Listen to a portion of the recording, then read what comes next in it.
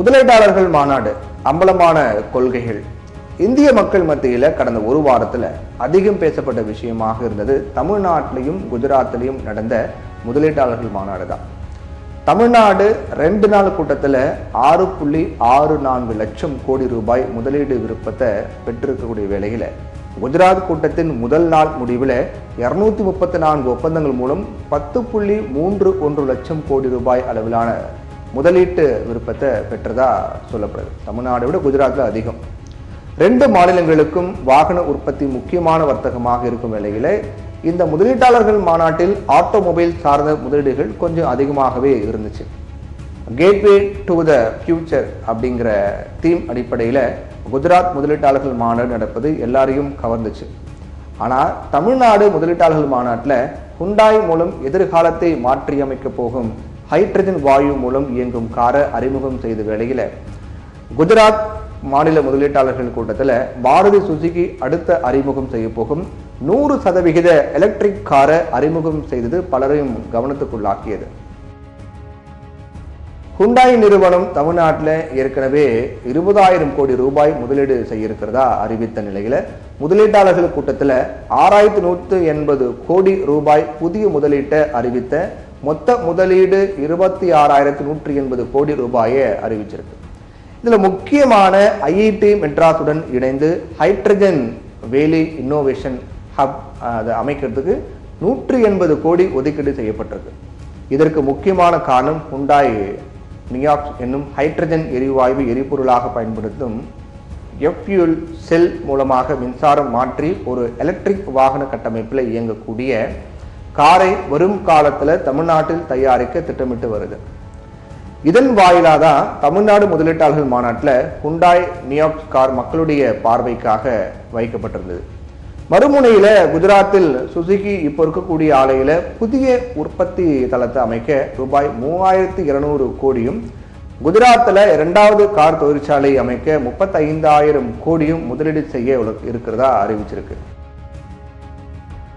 இதன் மூலம் 2030-2032 காலகட்டத்தில் வருடத்திற்கு 20 லட்சம் கார்களை தயாரிக்கும் திறனை பெற இருக்கு. வைப்ரண்ட் குஜராத் கூட்டத்தில் மாருதி சுசுகி விரைவில் அறிமுகம் செய்ய இருக்கக்கூடிய EVX காரை பார்வைக்காக மக்களுக்கு வைக்கப்பட்டிருந்துச்சு. 60 கிலோவாட் பேட்டரி கொண்ட இந்த கார் ஒரு முறை முழுமையாக சார்ஜ் பண்ணா 550 கிலோமீட்டர் வரையில போகும் அப்படின்றாங்க. இது பார்க்கும்போது ஆட்டோமொபைல் துறையில தமிழ்நாடு ஒரு படி மேல அப்படிங்கிற மாதிரி தெரியுது. தூத்துக்குடி ஹைட்ரஜன் ஹப் ஆக மாறி வருது. சென்னையில் ஹுண்டாய் ஹைட்ரஜன் கார் தயாரிக்கப்படுது. இது எல்லாத்துக்கும் மேலா இந்த முதலீட்டாளர்கள் மாநாடு மத்தியில் இருக்கக்கூடிய பாஜகவும் சரி, மாநிலத்தில் இருக்கும் திமுகவும் சரி, அரசியலாக்கும் சில விஷயங்கள் வெளிச்சத்துக்கு வந்திருக்கு.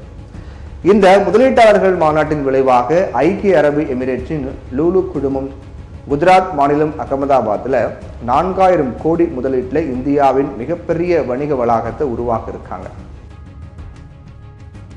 அதாவது மிகப்பெரிய மால் ஒன்றை அமைக்க இருக்கு.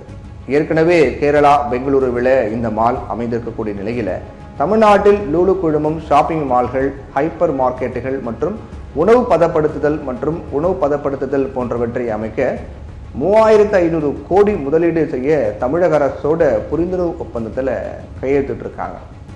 தமிழ்நாட்டில் இதே லூலு மால் அமைவதை பாஜக தலைவர் அண்ணாமலை எதிர்த்த நிலையில குஜராத்திலையும் இதே மால் அமைய உள்ளது. அப்ப அங்க எதிர்ப்பாரா அவரு? அங்க இருக்கக்கூடிய கவர்மெண்ட் அதை எதிர்க்குமா அப்படிங்கிற கேள்வியும் வருது. தமிழ்நாட்டில் லூலு மாலின் ஒரு செங்கலை கூட வைக்க பாஜக அனுமதிக்காது அப்படின்னு கூறிய நிலையில அந்த மால் தமிழ்நாடு மட்டுமில்லாம குஜராத்திலையும் அமைய இருக்கு. இப்ப குஜராத் அரசு ஒரு செங்கல் கூட வைக்க விடாம அவங்க தடுப்பாங்களா? அதே போல நாடாளுமன்றத்திலையும் வெளியிலும் மோடி யாரை ஆதரிக்கிறார் அப்படின்னு திமுக எதிர்த்ததோ அதே அந்த அதானி குழுமம் தான் தமிழகத்துல புதுப்பிக்கத்தக்க எரிசக்தி, சிமெண்ட் உற்பத்தி, தரவு மையம், நகர எரிவாயு விநியோகம் மற்றும் 10,300 வேலை வாய்ப்புகளை உருவாக்குவதல் ஆகியவற்றில் ரூபாய் 42,768 கோடி முதலீடு செய்ய முடிவு பண்ணிருக்கு. அதனால கார்பரேட் கம்பெனிகளை தவிர்த்துட்டு இந்தியாவில் அரசியல் கட்சிகள் ஆட்சி நடத்தவே விரும்பல அப்படிங்கிறது தான் இது எல்லாமே நமக்கு எடுத்துக்காட்டுது.